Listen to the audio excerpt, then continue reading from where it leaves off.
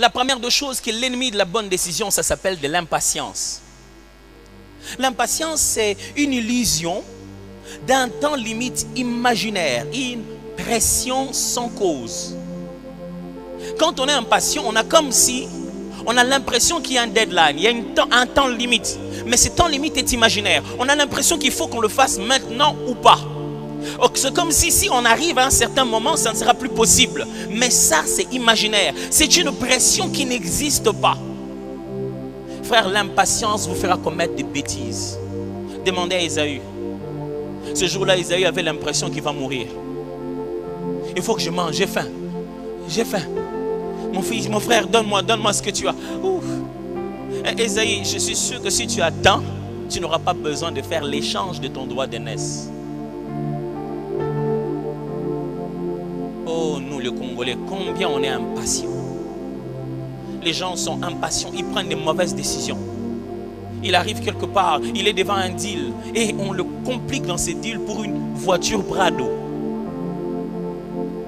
Mais ça va Prado, et puis bon, on a bientôt la signature. Pour une voiture Prado. Impatient. On veut avoir ça tout de suite et maintenant. Chaque fois que vous êtes impatient, vous commettrez toujours, prendrez toujours une mauvaise décision. Mais ma patience a des limites. Hein? Oh, ouais, on sait depuis tout le temps que tu répètes ça. Mais ce sont quelles limites? Moi, je pensais que ton cœur est devenu comme celui de Dieu. Et que l'amour est toujours exprimé par cette longanimité, cette capacité à attendre suffisamment. Vous n'avez pas de course. L'impatience vous fait croire que vous êtes derrière. Vous devez arriver au même moment que les autres. Et que vous devez le faire parce que vous êtes en retard. Vous regardez l'âge. Vous dites non mais il faut que je fasse quelque chose. Non, faisons-le quand même. Faisons-le quand même. Je vais avoir un enfant sinon je vais mourir. Comme je ne vais pas marier, je vais quand même avoir un enfant. Patientez. Je vous en supplie. Patientez encore. Les amis ont déjà eu, moi aussi je dois avoir. Ok, si tu veux avoir, tu n'as qu'à signer sur ce papier. Bon, c'est pas un problème, je vais signer. Mais avant ça, il faut que tu puisses te prendre un peu de ton sang et signer. Et tu signes comme ça en pensant que Dieu t'a envoyé sur la terre pour souffrir. Frère, sachez-le bien, que quelle que soit la durée de la nuit, le soleil finira par paraître. Vous ne souffrirez pas toujours. Il y a un temps pour toute chose. Il y a un temps pour pleurer, souffrir, manquer, quémander, demander. Il y a un temps pour se mettre à donner, aider et transformer la vie des autres. Soyez patients. Il n'y a pas de course. Qui a dit à David que si tu ne comptes pas les gens, on te fera quoi? On te fera rien. Vous êtes déjà fiancés. Vous allez déjà vous marier. Soyez patients.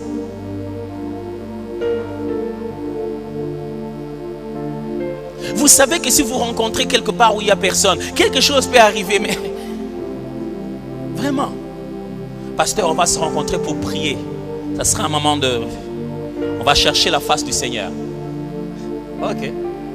Vous comprendrez pourquoi Adam et Ève. Je ne vais pas aller là-bas. Soyez patient, c'est votre femme.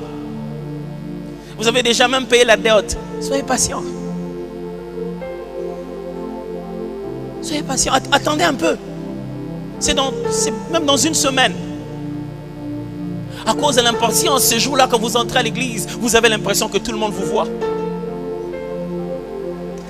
Quand nous sommes en train de vous bénir, vous vous demandez pardon à l'intérieur. Oh Seigneur, merci de les avoir donnés tels qu'ils sont, Seigneur. Ils t'ont craint. Au fond, tu dis, Seigneur, ils ne savent pas. Tu sais qu'on n'a pas craint. Les mariés entrent, ils n'ont rien à faire, ils veulent pas rentrer. On a fini, mais ils veulent pas rentrer. Mais les mariés, rentrez, vous allez avoir plus de temps ensemble. Non, on va rester avec vous, il n'y a plus rien à faire. C'est fait.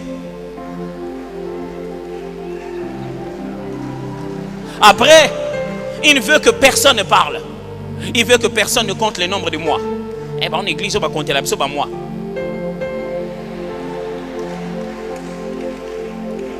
Écoutez-moi, la patience paye.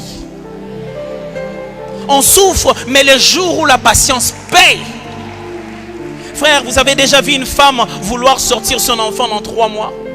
Vous avez déjà vu une femme souhaiter sortir son enfant dans 5 mois parce qu'elle est fatiguée? C'est lourd, c'est difficile. Elle est fatiguée au fur et à mesure, mais elle veut attendre le 9e mois. Attendez le 9e mois, mes frères. Attendez jusqu'à ce que le Seigneur ait fini de mettre les nerfs, les os, qu'il ait fini son travail. Dieu vous le donnera certainement. Ne décidez pas avant, attendez. Il n'y a pas de course avec qui que ce soit. Attendez. Abraham est devenu père avec une centaine d'années. Attendez. Ah, pasteur, tu le dis comme ça parce que tu ne sais pas combien d'années j'ai attendu. Justement. Attendez encore. Pourquoi avoir attendu si longtemps pour finalement commettre l'erreur? Ça servira à quoi d'avoir été aussi patient pour finalement finir dans l'impatience? Je vous en prie, attendez encore. Soyez patient. Soyez patient envers lui, soyez patient envers elle. Oh non, pasteur, trop c'est trop, je m'en vais, je vais quitter. Quelqu'un ne peut pas être comme ça. Attendez. Je regarde chaque fois ma femme et moi, je vous avais dit, on a 10 ans aujourd'hui de mariage avec nos 4 enfants.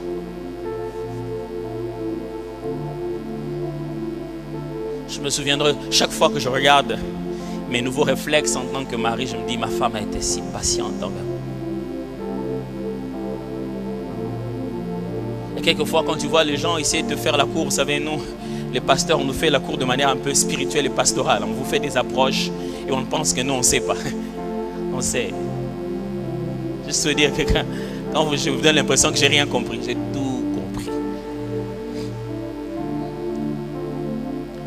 Des fois, je regarde, je dis, ouf, tu es en train d'envier un résultat de patience. Tu n'aurais pas été patient comme ça envers moi. Tu veux juste prendre ce pourquoi quelqu'un a attendu que ça puisse se manifester. Si vous n'êtes pas patient, vous ne pourrez pas s'aimer. Parce qu'il y a un jour pour s'aimer. Il y a un autre jour pour moissonner. Entre la sémaille et la moisson, ce n'est que la patience qu'il faut placer à cet endroit. Si vous n'êtes pas patient, vous prendrez des mauvaises décisions. J'ai à peu près 4 mauvaises choses. 4 choses qui vous empêchent de prendre une bonne décision. Mais comme je vous ai dit, je sentais déjà que ça va me prendre plus de dimanche que prévu. Deuxièmement, c'est la colère. Frères et sœurs, la colère est un mauvais sentiment, un très très très mauvais sentiment. Quand vous êtes en colère, ne prenez pas de décisions. Est-ce qu'on peut s'entendre là-dessus? Je vais demander à tous les hommes de lever leur main droite. Nous allons prendre un vœu. Tous les hommes, s'il vous plaît, levons la main droite. Je jure fidèlement. Oh, on y va, on y va. De ne jamais prendre de décisions quand je suis en colère. Les femmes, vous avez vu?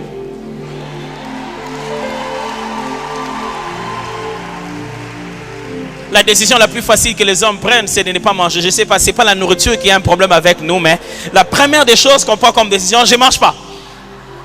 Je ne vais pas manger. La nourriture n'a rien fait. Allez dormir le matin, vous allez sentir qu'il y a des morceaux qui ont disparu. Le colérique s'est réveillé la nuit et il en a fini rapidement. Il ne veut pas que tu le voies. La colère nous fait croire qu'on a raison. On a tellement raison qu'on doit réagir. On ne doit pas se laisser faire. On a été blessé. On a été touché. Il faut qu'on fasse quelque chose. La colère nous fait croire qu'on doit réagir. Écoutez-moi, mes frères et sœurs, la foi chrétienne n'est pas une foi de réaction. C'est une foi d'action. Jésus l'enseigne comme ça. Si on vous gifle d'une joue, donnez l'autre joue. C'est-à-dire, si on vous gifle pendant que vous devez réagir en giflant, initiez une nouvelle action qui n'a rien à voir avec l'action principale. Donnez-lui ce à quoi il s'attendait le moins. Ne décidez pas quand vous êtes en colère. Ne leur faites pas savoir de quel bois vous chauffez. Ne leur montrez pas que vous êtes un homme respectable. Ne leur faites pas sentir qu'ils se sont moqués de vous. Prenez le temps.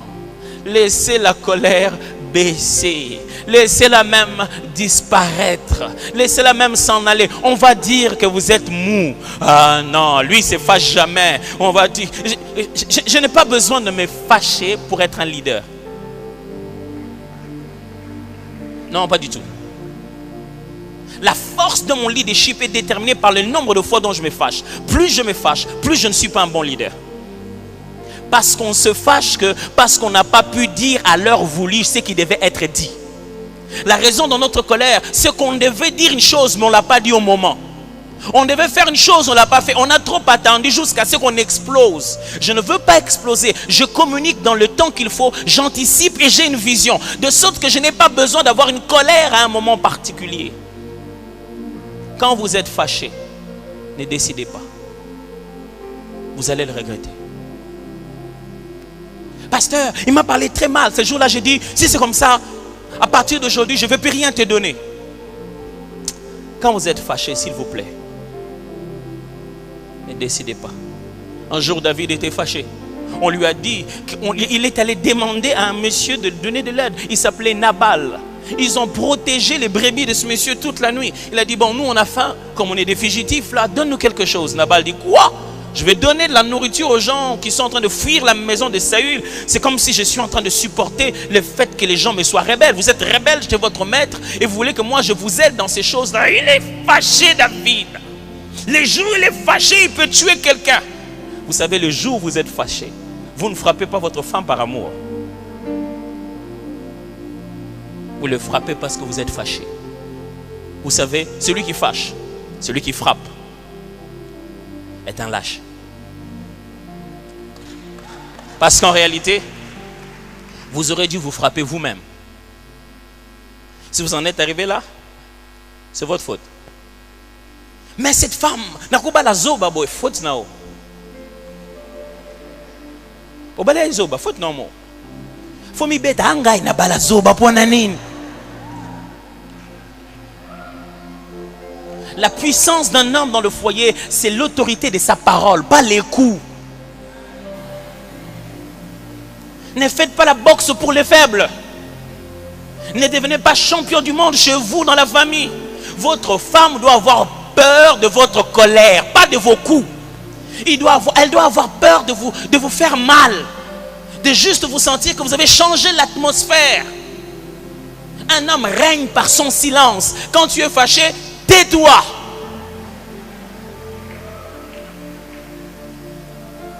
C'est tout. Tout le monde sera paniqué à la maison. Et chérie, tu dis rien. Ne frappe personne. Quand tu es fâché, tais-toi. Une dame qui est en train de dire, pasteur, il fallait que mon mari vienne ici vraiment aujourd'hui. Je veux que vous preniez des bonnes décisions. Si vous prenez les bonnes décisions, ça va se faire sentir dans cette ville, ça va se faire sentir dans ce pays, ça va se faire sentir dans cette commune, ça va se faire sentir dans vos vies, dans vos familles. Vos enfants vont les sentir. Tu es fâché contre ton mari. Ah non, non, papa Nabino. Qu'est-ce que l'enfant a à voir? Tu es fâché parce que tu ne sais pas frapper ton mari, tu frappes les enfants. Un jour j'étais à l'Est et j'avais mal quand j'entendais cette information à la radio.